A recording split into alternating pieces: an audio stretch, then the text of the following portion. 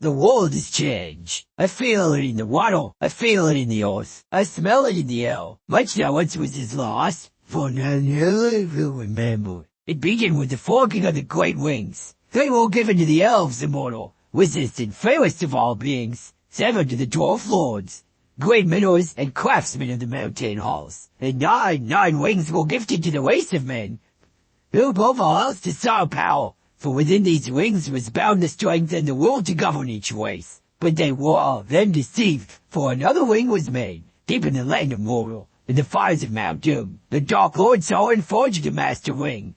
In this wing he poured his cruelty, his malice, and his will to dominate all. One wing to rule them all. One by one, the free lands of Middle-earth fell to the power of the wing, but there were some who assisted. Alas, all ranks of men and elves marched against the armies of Mordor, and on the very slopes of Mount Doom, they fought for the freedom of Middle-earth. Victory was near, but the power of the ring could not be undone. It was in this moment, when all hope had faded, that Isildur, so the king, took up his father's sword. Sauron, enemy of the free peoples of Middle-earth, was defeated. The ring passed to Isildur, who had this one chance to destroy evil forever.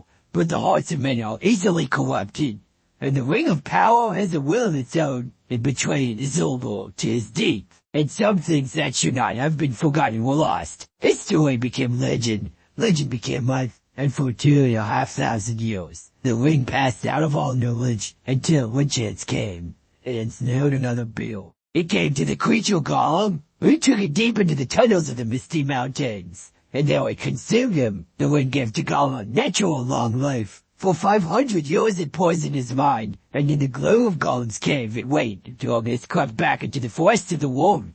No more gloom of a shadow in the east, whispers of a nameless fear, and the ring of power perceived its time had come. But